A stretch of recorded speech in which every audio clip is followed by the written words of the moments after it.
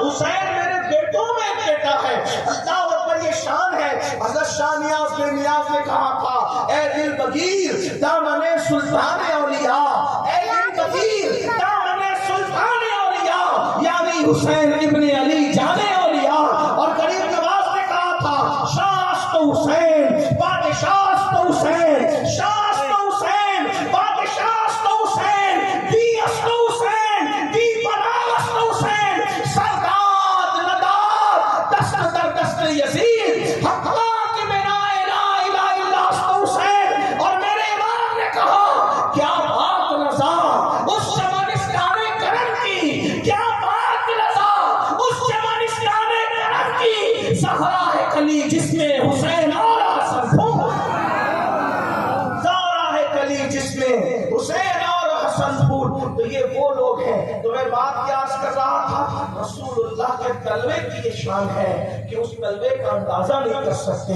اگر حضور کا طلبہ کسی کو سمجھ میں نہیں آتا تو پھر وہ ایک بات پھر سن لے طلبہ، سرکار غوث پاک کا طلبہ یہ ہے کہ میرے امام کہتے ہیں، اللہ اکبر، سر بھلا کیا کوئی جانے کہ ہے کیسا تیرا، اولیاء ملتے ہیں آنکھیں وہ ہے طلبہ تیرا۔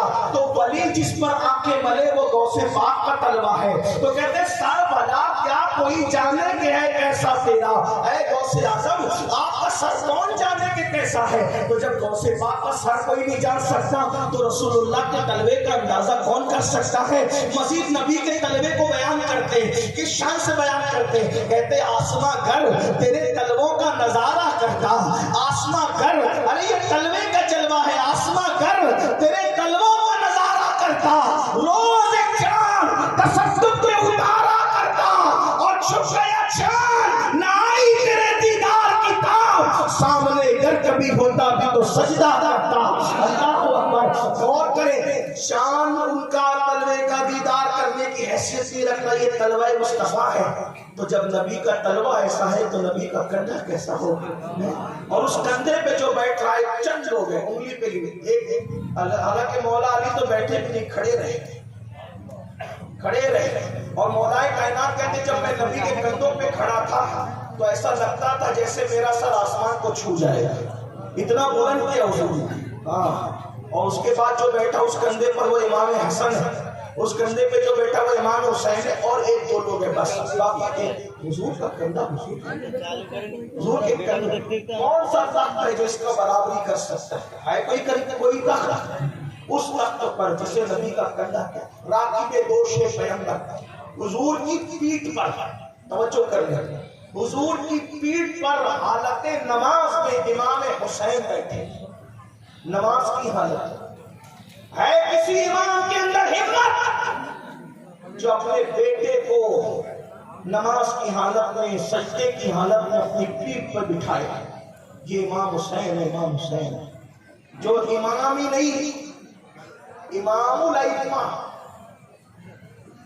امام الائمہ تو امام اعظم کو کہتے ہیں، امام الائمہ جس امام الانبیاء کا غلام ہو وہ امام الانبیاء، امام الانبیاء جو مسجد اقصی میں نبیوں کو نماز پڑھاتے ہیں اور مسجد نبوی میں صحابہ کو نماز پڑھاتے ہیں اور بیت المعمور میں فرشتوں کو نماز پڑھاتے ہیں، وہ امام پوری کائنات جن کی مقتدی ہے، اس سید المعصومین کی پیٹھ پر جو حالت سجدے میں بیٹھے اسے امام حسین کہتے ہیں۔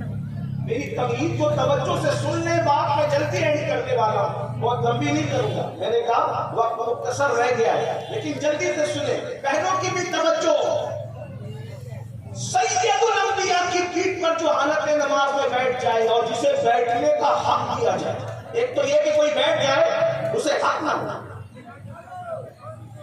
غیر حقدار جب بیٹھتا ہے، اہل علم کی توجہ چاہتا ہوں، غلطی کروں گا تو اس کا، غیر حقدار اگر بیٹھتا ہے تو اس کو ہاتھ پکڑ کے اتار دیا جاتا ہے، لیکن حقدار اگر بیٹھتا ہے تو اس کو بیٹھنے دیا جاتا ہے۔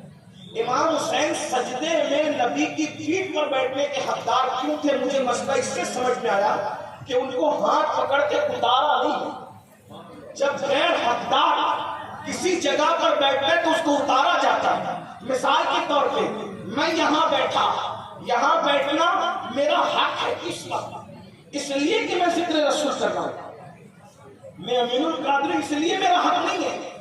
جو بھی ذکر رسول کرے گا وہ کسی برادری کا ہو, کسی خاندان کا ہو, کسی ڈگری کا ہو, یہاں بیٹھنا اس کا حق ہوگا, ٹھیک اتارا نہیں جائے گا.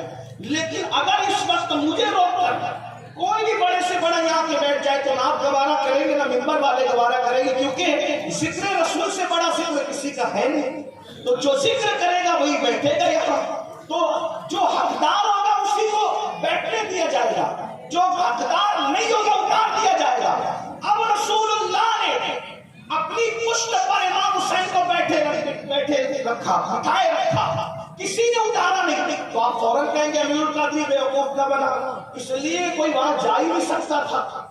اگر جماعت ہو رہی تھی, اگر کوئی جا سکتا تھا تو ہاتھ پکڑ کے اتار دیتا. میں نے کہا ٹھیک ہی چلے, یہ بھی بات ہے کہ اگر وہاں کوئی جا نہیں سکتا تھا, لیکن حضور تو اتار سکتے تھے.